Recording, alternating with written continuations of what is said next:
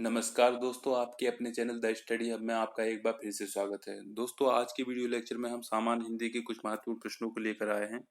सारे के सारे प्रश्न दोस्तों इम्पोर्टेंट है, क्योंकि ये यूपी ट्रिपल एससी ने 2015 में परिचालक की परीक्षा जो आयोजित कराई थी, उसी में ये सारे प्रश्न पूछे गए थे। तो दोस्तों, इस दृष्टि से महत्वपूर्ण प्रश्न है, तो ध्यान पूर्वक वीडियो को जरूर देखिएगा।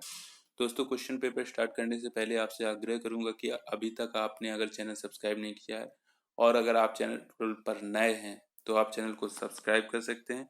साथ ही साथ दोस्तों, अपने दोस्तों के मध्य भी आप चैनल को शेयर कर सकते हैं और वीडियोज को लाइक भी कर सकते हैं। तो आइए दोस्तों, आप सीधे प्रश्न पत्र पर चलते हैं। जैसे यहाँ पर लिखा हुआ है प्रश्न संख्या 1 और 2, इसमें क्या करना है आपको। निम्नलिखित वाक्य त्रुटिपूर्ण अथवा त्रुटिहीन है। त्रुटिपूर्ण अंश का चयन कीजिए। यदि वाक्य त्रुटिहीन हो तो डी पर चिन्ह लगाइए। तो देखते हैं दोस्तों, इसमें क्या त्रुटि है। जैसे पहला ही क्वेश्चन आप पढ़ेंगे, लिखा हुआ है मेरा भाई जिसका शादी कल है घर गया। तो दोस्तों, यहाँ पर जिसका शादी नहीं, जिसकी शादी होगा, तो बी पार्ट आपका त्रुटिपूर्ण है, इसीलिए यहाँ पर बी पार्ट सही होएगा। अब हम दूसरे प्रश्न की बात करेंगे। दोस्तों, दूसरे प्रश्न में लिखा हुआ है इधर आजकल मौसम की वर्षा हो रही है। आप इसकी कोशिश करिए सही करने की। दोस्तों, इसमें आप देखेंगे कि ये थोड़ा अर्थहीन लग रहा है। इधर आजकल मौसम की वर्षा हो रही है, कोई अर्थ नहीं है। लेकिन अगर आप इसको लिख देते हैं इधर आजकल बेमौसम की वर्षा हो रही है, तो ये एक अर्थपूर्ण वाक्य बन जाएगा। तो दोस्तों, आपका इस क्वेश्चन में भी बी पार्ट आपका सही होगा, क्योंकि बी पार्ट में ही त्रुटि है और हमें त्रुटिपूर्ण वाक्य खोजना था। तो दूसरा क्वेश्चन हो गया। अगले प्रश्नों को देखते हैं। दोस्तों, यहाँ पर बताना है प्रश्न के 3 से 6 तक के लिए निर्देश दिया गया है कि आपको वाक्यांश के लिए एक शब्द छांटना है। तो तीसरे क्वेश्चन में लिखा है गोद लिया हुआ पुत्र। तो दोस्तों, गोद लिए हुए पुत्र को कहते हैं दत्तक पुत्र। तो यहाँ पर आपका सी पार्ट सही हो जाएगा। और यहाँ पर कह रहा है जो मापा ना जा सके, अनुपेय, अपरिमेय, अमापित और अपर। ठीक। तो दोस्तों, जिसे मापा ना जा सके उसे कहते हैं अपरिमेय। ठीक। आपका यहाँ बी पार्ट सही हो जाएगा। अब हम नेक्स्ट क्वेश्चन की बात करते हैं। दोस्तों, 5वें प्रश्न में दिया गया है जो किए गए उपकारों को मानता है। तो दोस्तों, जो उपकारों को मानता है उसे कहते हैं कृतज्ञ, और जो उपकारों को नहीं मानता उसे कहते हैं कृतघ्न।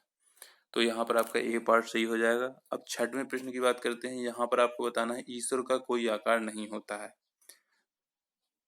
ईश्वर का कोई आकार नहीं होता है तो उसे क्या कहते हैं। साकार, सरोकार, निराकार और प्रयुक्त में से कोई नहीं।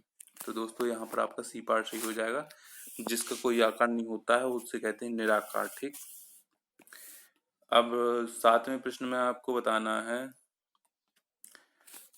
लिखा हुआ है अंक शब्द का अनेकार्थी शब्द नहीं है। दोस्तों, कुछ शब्द होते हैं जिसके कई अर्थ होते हैं। तो यहाँ जैसे अंक शब्द दिया है, इसके कई अर्थ होते हैं, लेकिन आपको वो शब्द छांटना है इसमें से जो इसका अर्थ नहीं है। ठीक।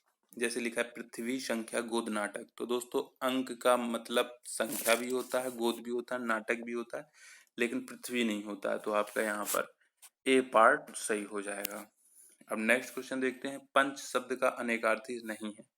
दोस्तों, पंच का तात्पर्य क्या क्या होता है। निर्णय करने वाला भी होता है, पांच भी होता है, ग्राम सरपंच भी होता है, लेकिन पंचानन जो है वो शिव जी का पर्यायवाची होता है, ना कि पंच का। ठीक। तो पंचानन जो है आपका सही आंसर हो जाएगा यहाँ। अब अगले प्रश्न की बात करते हैं। दोस्तों, 9वें प्रश्न में लिखा हुआ है वृक्ष से पत्ते गिरते हैं। वाक्य में वृक्ष से कौन सा कारक है। तो दोस्तों, यहाँ पर आपका जब अलग गांव होने के अर्थ में से लगा रहता है तो वहां पर अपादान कारक होता है।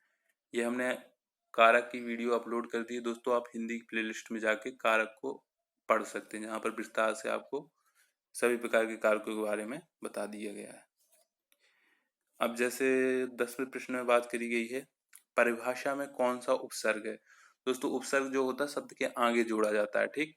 तो परिभाषा में आपका है परि उपसर्ग है। और 11वें प्रश्न में पूछ लिया गया प्रत्यय बहाव में कौन सा प्रत्यय है। जो पीछे जुड़ता है दोस्तों वो प्रत्यय कहलाता है। ठीक। सफिक्स जिसे बोलते हैं। तो आओ दोस्तों, इसमें बहाव में आपका प्रत्यय है। अब अगले प्रश्न की बात करते हैं। दोस्तों, प्रश्न संख्या 12 से 16 तक में हमको क्या बताना है। असमार्थक शब्द बताना है। ठीक, जिन 4 जैसे ऑप्शन दिए हैं, 4 में से एक ऐसा होगा जो बाकी 3 से अलग अर्थ रखता होगा, उसको हमको छांटना है। जैसे 12वें प्रश्न में कहा गया है व्यथा, पीड़ा, संकट और दर्द। तो यहाँ पर दोस्तों आप देखेंगे जो संकट है वो बाकियों से अलग है। तो यहाँ पर दोस्तों आपका सही आंसर हो जाएगा संकट। ठीक, संकट। अब अगले प्रश्न को देखते ही इसमें क्या बताना है हमको। द्वेष, स्नेह, अनुराग, प्रीति में दोस्तों द्वेष अलग अर्थ है, बाकी इनका तीनों का अर्थ प्रेमी होता है। तो यहाँ पर असमार्थक शब्द आपका हो जाएगा द्वेष। अब 14वें प्रश्न में भी वही बताना है, उगना, जन्म, मृत्यु, उत्पादन। दोस्तों उगना, जन्म, उत्पादन का एक ही अर्थ है, बाकी जो मृत्यु है उसका अलग अर्थ है, मरने के संबंध में। तो दोस्तों यहाँ पर मृत्यु आपका असमार्थक शब्द हो जाएगा। अब 15वें प्रश्न की अगर हम बात करें दोस्तों, तो इसमें भी हमें असमार्थक शब्द बताना है। तो लिखा हुआ सूर, वीर, निडर और डरपोक। तो दोस्तों डरपोक अलग हो गया, बाकी तीनों का एक ही अर्थ है। अब हम नेक्स्ट क्वेश्चन की बात करते हैं। 16वें प्रश्न में भी दोस्तों वही हमको बताना है असमार्थक शब्द, श्रवण, स्वर, आवाज, ध्वनि। तो दोस्तों श्रवण का मतलब सुनना होता है, स्वर, आवाज, ध्वनि, ये तीनों एक ही चीज के रूप हैं, और बाकी जो श्रवण है जो आपका असमार्थक है। तो श्रवण यहाँ पर सही आंसर हो जाएगा। अब 16वें प्रश्न हो गया। 17वें प्रश्न की बात करते हैं, निम्नलिखित वाक्यों में से शुद्ध वाक्य का चयन कीजिए। तो शुद्ध वाक्य देखना है, 4 वाक्य दिए हैं, कौन शुद्ध है। भारत में अनेक जातियां हैं, ए पार्ट हो गया। बी पार्ट में लिखा है भारत में अनेक जाति हैं। सी पार्ट में लिखा है भारत में अनेकों जाति हैं। भारत में अनेकों जातियां हैं। तो दोस्तों यहाँ पर आपका जो सही जवाब होगा वो होगा आपका भारत में अनेक जातियां हैं, अर्थात ए पार्ट आपका सही हो जाएगा। अब हम अगले प्रश्न को देखने वाले हैं।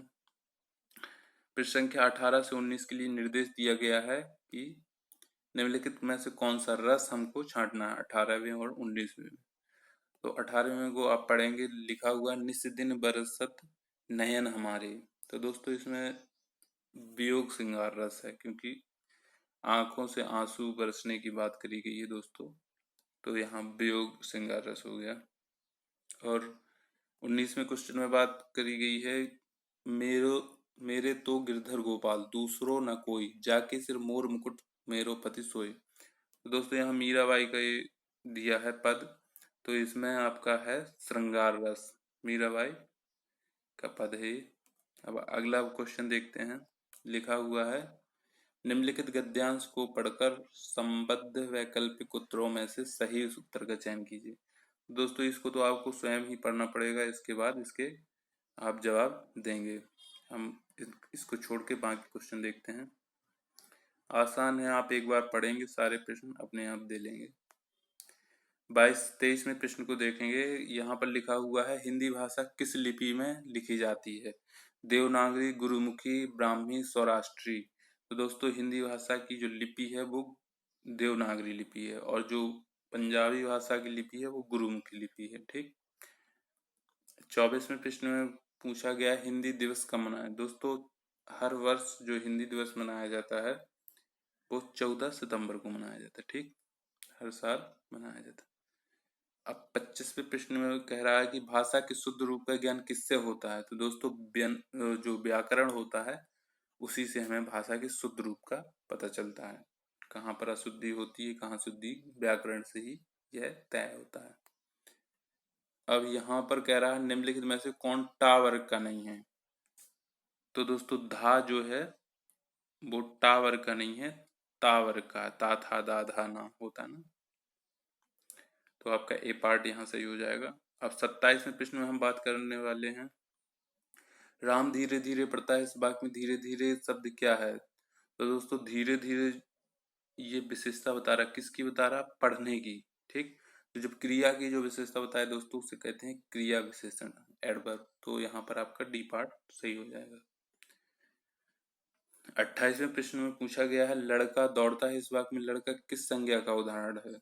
तो दोस्तों जो लड़का दौड़ रहा है, लड़का जो है आपका जातिवाचक संज्ञा का उदाहरण है, एक पूरी जाति को डिनोट कर रहा है यहाँ पर। ठीक, व्यक्तिवाचक संज्ञा में कोई एक स्पेशल नेम होता है, एक स्पेशल व्यक्ति होता है। ठीक, तो ये यहाँ पर एक पूरी जाति को डिनोट कर रहा है लड़का, तो यहाँ पर आपका सी पार्ट सही हो जाएगा।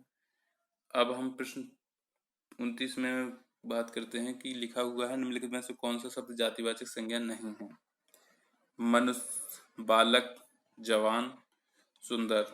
तो दोस्तों जो सुंदर है वो आपका जातिवाचक संज्ञा नहीं है।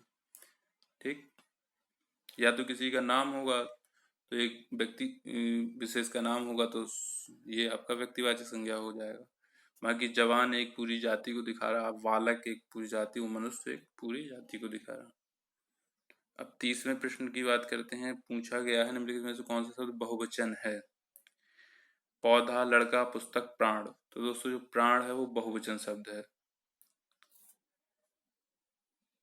आप सब लोग के प्राण हमारे लिए अनमोल हैं। तो दोस्तों प्राण जो है वो बहुवचन है। ठीक, जैसे पौधा, पौधे का बहुवचन पौधों होता है, लड़का का लड़कों होता है, पुस्तक का पुस्तकों होता है, लेकिन प्राण का बहुवचन प्राण ही होता है। ठीक, अब अगले प्रश्न को देखते हैं। लिखा हुआ है नीचे लिखे शब्दों का सही विलोम चुनिए। विलोम बताना है दोस्तों। परोक्ष का होता है प्रत्यक्ष। ठीक, विलोम। और 32वें क्वेश्चन में है उत्कृष्ट का होता है निकृष्ट। ठीक, गरल, गरल का मतलब होता है विष। विष का जो होगा वो सुधा, सुधा मतलब होता है अमृत। और यहाँ पर जो 34वां प्रश्न है चिरंतन, चिरंतन का मतलब होता है दोस्तों, इसका अगर हम विलोम की बात करें चिरंतन की, तो दोस्तों चिरंतन का मतलब होता है शाश्वत, जो निरंतर रहता है। तो विलोम हमको बताना है, तो नश्वर इसका विलोम हो जाएगा। ठीक, अब अगले प्रश्न की तरफ चलते हैं। नीचे लिखे शब्दों का वह जोड़ा चुनिए जो एक दूसरे के विलोम ना हो। तो जो विलोम ना हो उसे चुनना है। जैसे आप देखेंगे देव, दानव, तरल, ठोस, गुण, अवगुण सारे विलोम है। ए पार्ट में विलोम नहीं लिखा है, तो ए पार्ट सही हो जाएगा।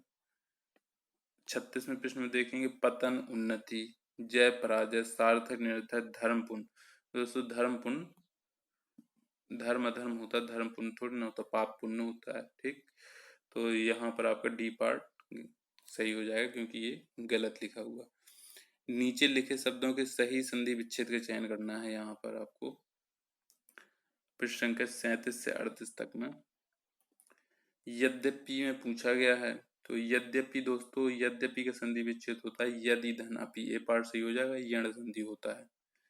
तिरस्कार में दोस्तों इसका संधि विच्छेद करेंगे तो तिरस्कार का होगा तिरह धन कार। ठीक, तो आपका यहाँ पर विसर्ग संधि इसमें होगा, सी पार्ट सही हो जाएगा।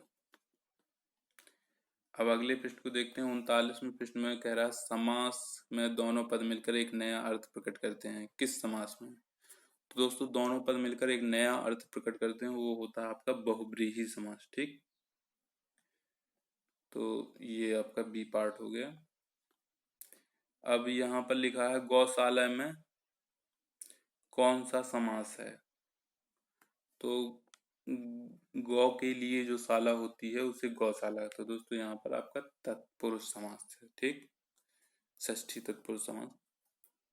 अब अगले प्रश्न की बात करते हैं। यहाँ पर 41 से 43वें प्रश्न में हमको क्या बताना है, पर्यायवाची शब्द का चयन करना, उपयुक्त पर्यायवाची। ठीक, कमल का बताना है। तो प्रसून, कुसुम, पुष्प, ये तीनों पर्यायवाची दोस्तों फूल के होते हैं, और हमको कमल का बताना है तो कमल का पुंडरीक होता है। डी पार्ट सही हो जाएगा।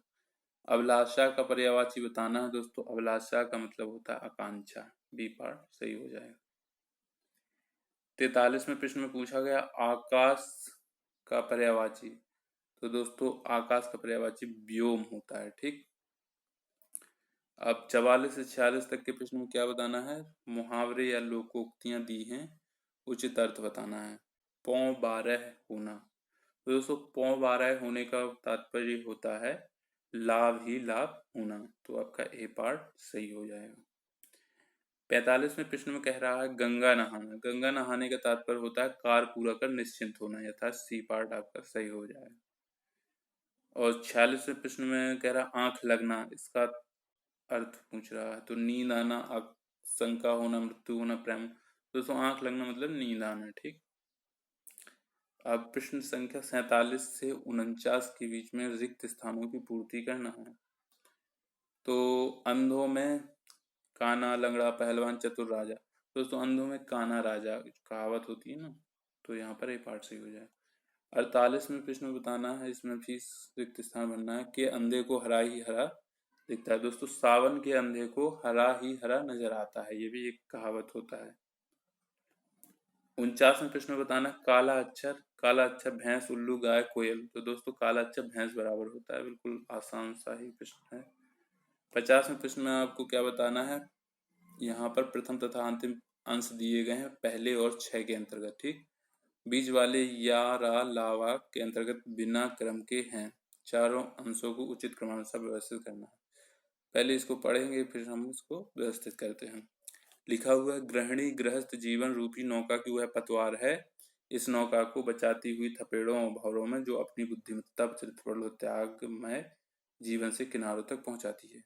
तो दोस्तों जैसे ही पढ़ेंगे गृहिणी गृहस्थ जीवन रूपी नौका की वह पतवार है, फिर उसके बारे में कुछ कहना है, तो वह आएगा आपका, वह पतवार है जो अपनी बुद्धिमत्ता, चरित्रबल और त्यागमय जीवन से, अर्थात आपका वाह हो गया, जीवन से इस नौका को थपेड़ों और भंवरों से, तो या आएगा इसके बाद, इस नौका को थपेड़ों और भंवरों से, फिर ला आएगा, फिर रा, बचाती हुई किनारों तक पहुंचाती है। तो आपका किस तरह आना है,